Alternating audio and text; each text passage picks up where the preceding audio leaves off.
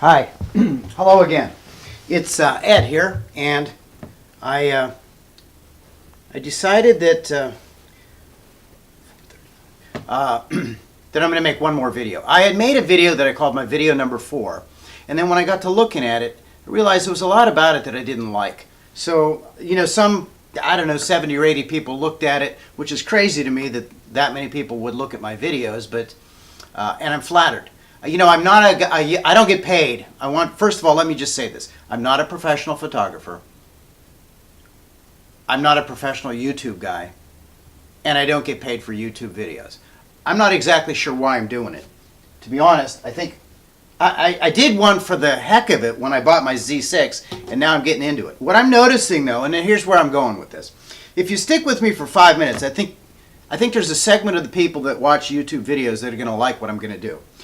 I'm going to talk about taking this Z6 as though we had just pulled it out of the box, as though we didn't know very much at all or nothing about taking pictures with digital cameras, and walking through how one could, you know, not having a lot of experience, use this camera right off the bat to get out of it satisfaction from what I think we're buying the camera for. I don't think most people are buying the camera to put it in automatic mode and just use it to take pictures pretty much like you would be able to do with your cell phone.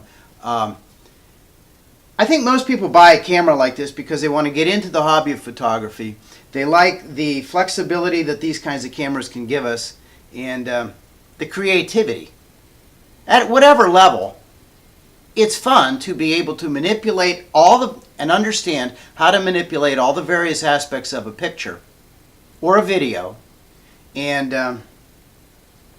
so that's what I'm going to get into, and I'm not going to drag it out. I'm going to do this really quickly, and I'm going to start. So what I'm going to do with the first video, I've been looking, you know, a lot of the, if you're like me, you've been looking at YouTube and you've been seeing guys like Matt Grainger, who used to be called the Nikon guy, really intelligent guy, the angry photographer guy, Ken Wheeler.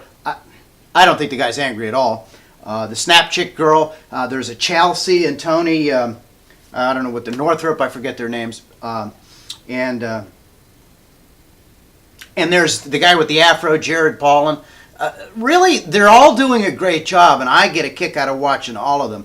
But what I don't see anybody doing is taking a camera that's complicated like this Z6, taking it out of the box, and giving us a beginning tutorial on how to pull it out of the box and start to get fun and satisfaction out of using it. So that's what I'm going to try to do.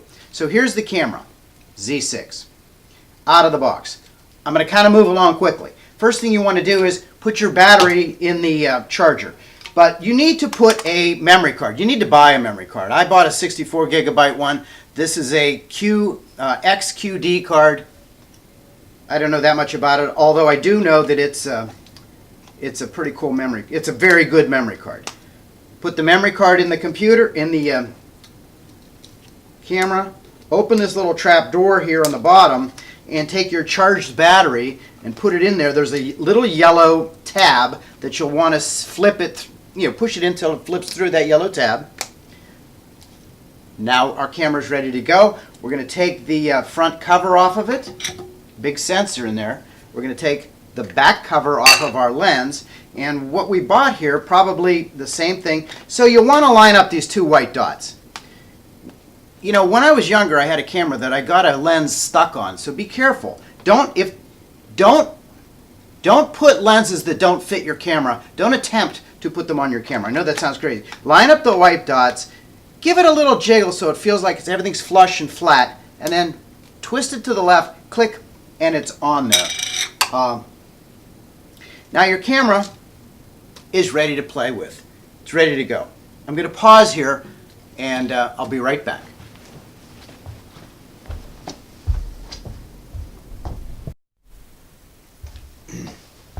So the reason that I'm pausing is not that I'm running out of things to say, but my D300S will only put a short video before it shuts off. So I have to watch a timer. So I'm not ignoring you guys, but I'm playing with the timer. So anyway, all right, we've got the camera lens mounted, battery in, memory card in. Let's do this. Let's look at the top. There's a little switch, and I'm going to fly through this, and we're going to be taking pictures in a second.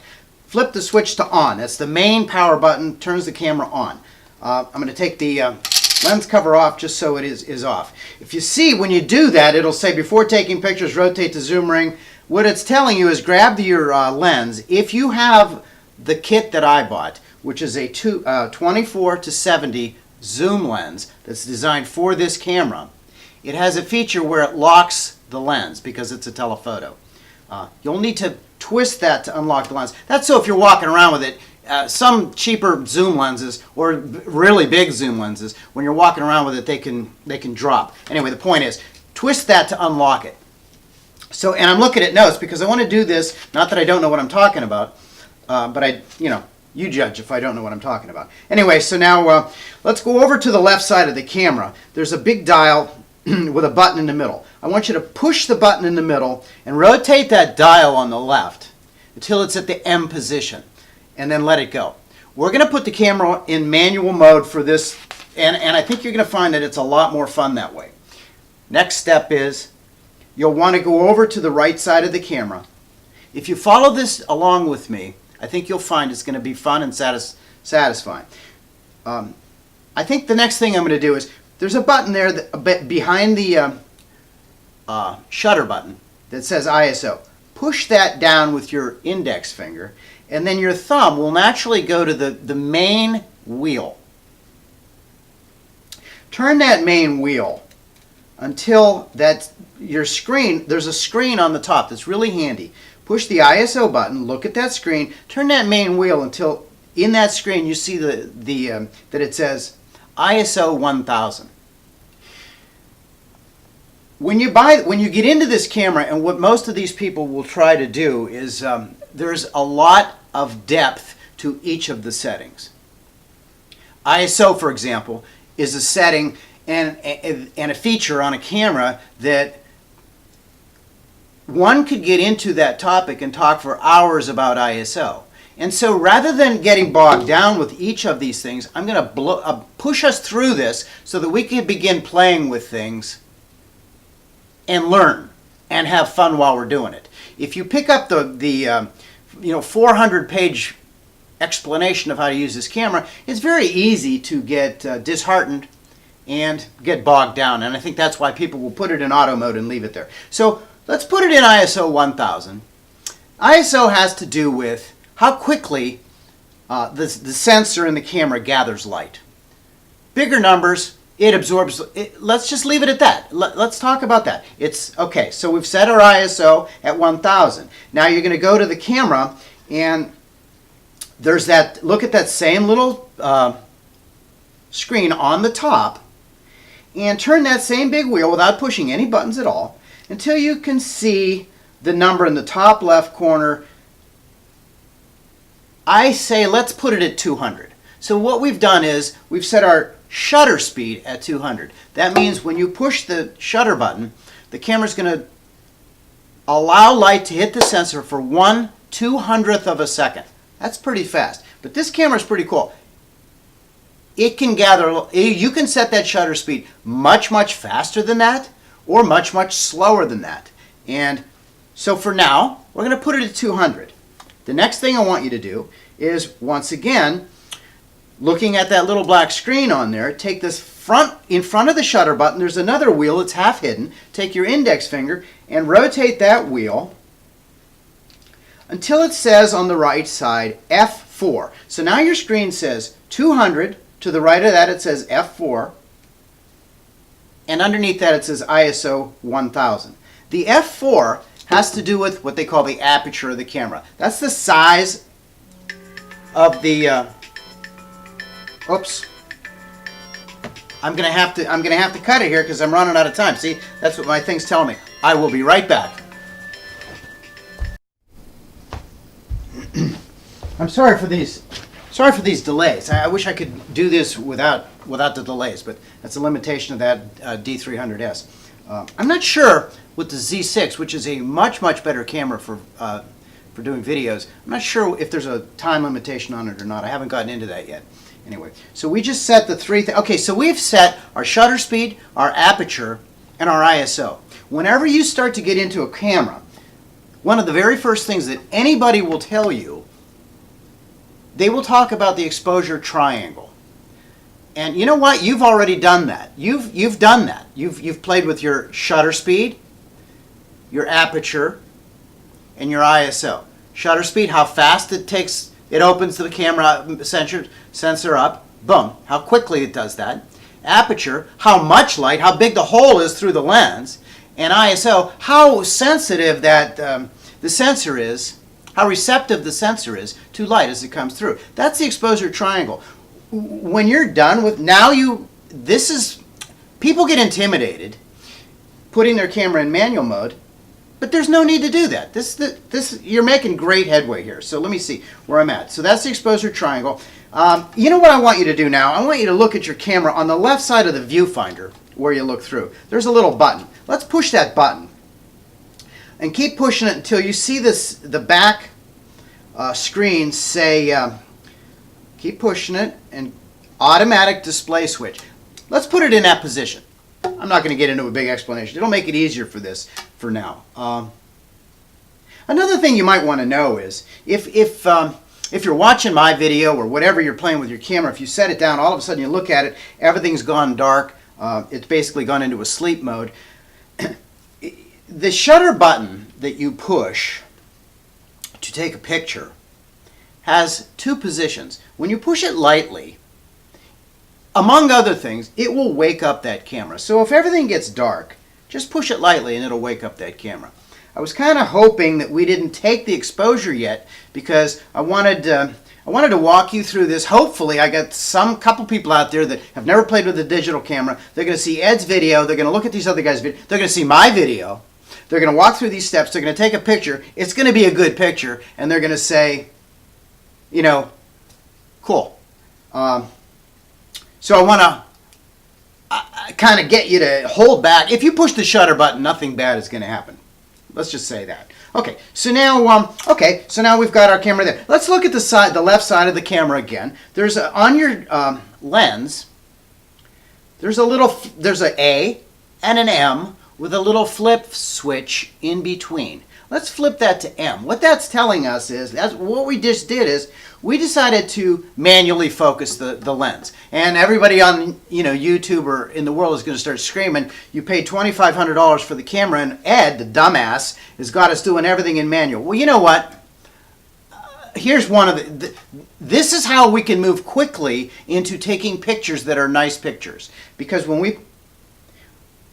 if you were to elect to put the camera in automatic mode, or one of the program modes, or the lens in automatic mode, every time you do that, you open up a whole litany of things that so if you put the lens, for example, in automatic focusing mode, it opens up a litany of ways that you can have the camera focus.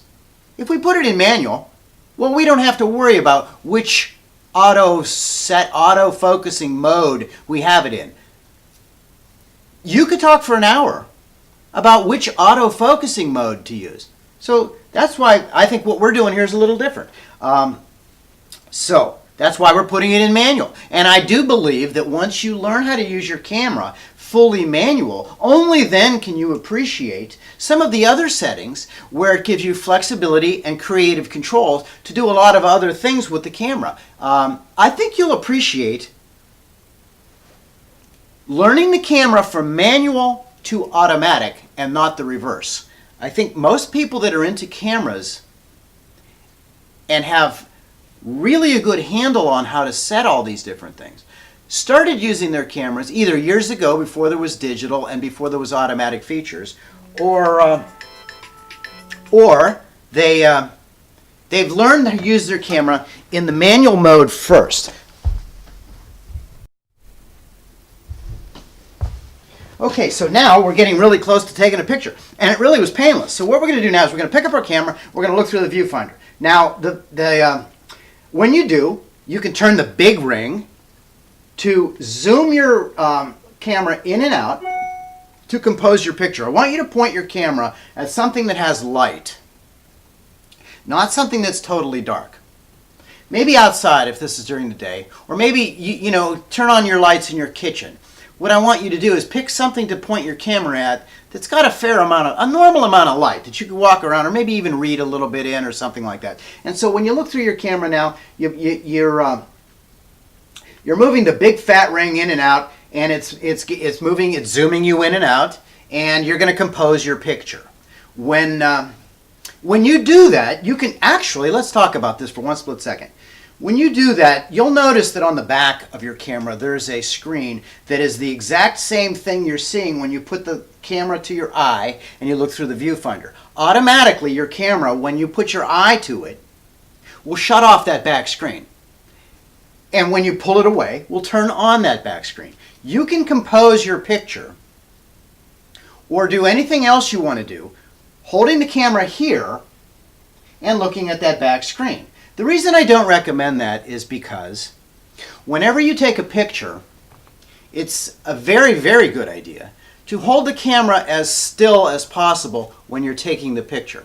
So it's much easier to hold the camera still when you have it up to your eye and you notice where your elbows are sort of, don't get caught up in it. It's just easier to hold it up against your eye and keep it still.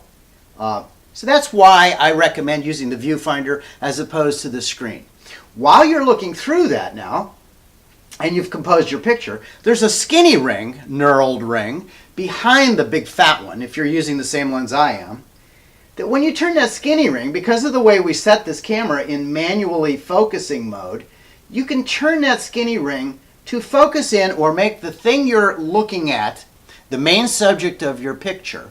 Maybe it's a lamp, whatever, you know. I don't think we're going to submit this picture to, the Ansel Adams school, museum, whatever. Anyway, but the point is, as you turn that little skinny ring, it's focusing in and out. You want to look through your camera and focus. And we're almost ready to take a picture. Oh, I didn't start my timer. Nuts. Okay, so I'll tell you what I'm going to do. I'm going to take, what I want to talk, there's one more thing we have to do to make this picture great. And I want this picture to be great. So let me start my timer on this and tell you one more thing we have to do. All right, this time I'm going to start this thing. Okay, the one more thing we have to do is when you look through the viewfinder,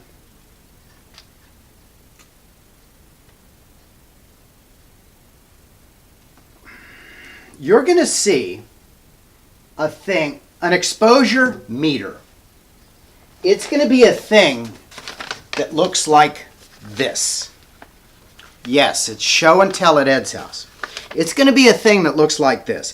And you're going to be able to see it through the viewfinder or on the back of the screen. It's got a 0 here with a big line below it, a minus sign, a plus sign, and in between there's a bunch of hash marks.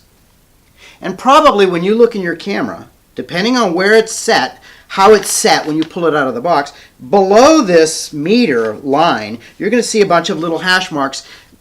If you're, if you're looking at something that's bright, the hash marks will probably be towards the plus. If you're looking at something that's not as bright, there'll probably be hash marks towards the minus. When those hash marks, you want to make adjustments to your camera to eliminate those hash marks so that it'll look like this, which the camera is liking 0. It's liking the exposure on that meter to be at 0. So as you turn, okay, so what we're going to do, is we're going to eliminate those hash marks that are underneath there.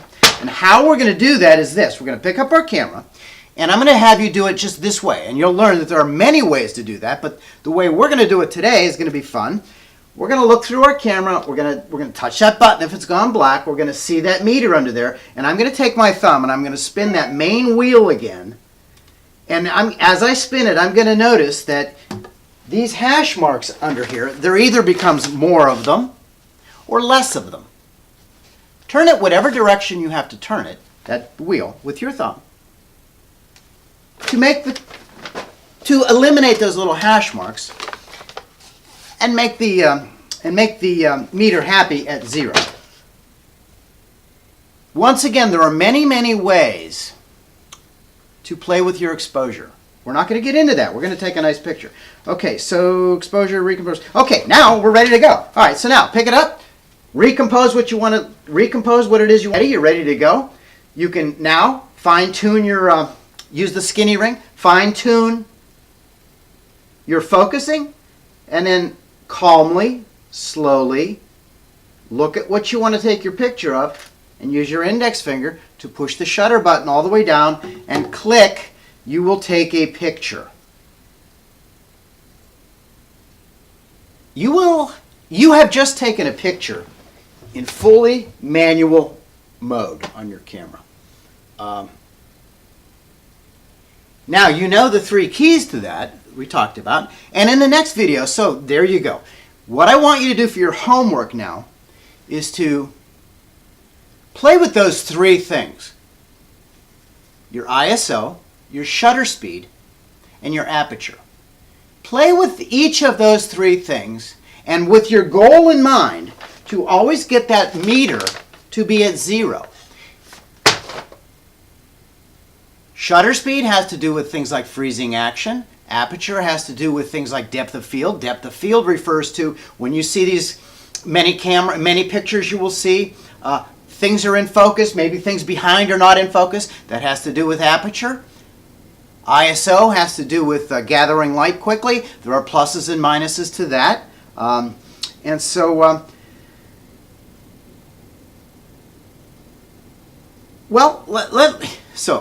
let me take a pause for 1 second and then finish this up. Probably I'm going to make fun of Jared Polin, because he's probably a guy that's okay with me making fun of him. I don't know, maybe he's not, who knows. Anyway, you know, if you watch his videos, great guy, got the Afro guy. He's got t-shirts he wears that say "I shoot raw." Well, raw has to do with another setting in your camera that determines how much information is put onto the sensor when you take the picture. When he says he shoots raw, what he's telling you is he sets his camera in such a way that it gathers the maximum amount of information and puts that on the sensor, so that later you can do a thing in what they call post-processing, which is another whole conversation, where you can take that picture and use all that information that's on the sensor to manipulate things in that picture, exposures, this, that, and the other thing, all sorts of things. And so Jared, and it's a cool thing, he wears shirts that say "I shoot raw." Now, if I were to make a shirt, and I doubt it, because I don't make well, first of all, I don't get paid to do this, but if I were to make a shirt, Ed's shirt would say "I shoot manual." Yeah, maybe we'll get those shirts one of these days. Anyway, what I'm going to do here is, if anybody gives me a positive response to this, my intention would be to get into this Z6 again, which I think is the same as the Z7, and start breaking down these different topics one at a time. Because you could make mastering the Z6 your life's work. There are that many different things. But I think we already have a way to get started having fun doing that. Now you're talking about your ISO, your shutter speed, and your aperture, the 3 key elements of your exposure triangle that are the most important keys. The rest of it is just hanging little bits of chrome on your 1969 Cadillac. Little bits of chrome now. The 59s, by the way, I think were the ones that had the biggest fins. And then I think in 60, in Cadillacs, they started reducing. If you young guys don't know what you're missing when you see fins this high on a Cadillac. Anyway, thank you for listening. Please do tell me what you think about this video. And if you want me to maybe break down more different elements of this camera and walk us through them one at a time, I think it might be fun. And then we'll talk about, we can make fun of the other YouTube people. We're not going to make fun of the Snap Chick. She's off limits. We can't make fun of her. She's too nice. And I don't think that the angry guy's actually angry. And I think Matt Grainger is actually a super smart guy. Man, that guy knows a lot about light and flashes. another whole subject. Jared's out there doing things all over the place. He's out in the field taking pictures. People are crying because I saw a video where a girl started to cry because after watching one of his videos, she was able to take her camera out of auto mode. Wow. Okay, well, maybe you should cry when you take it out of auto mode. I don't know. Anyway, thank you.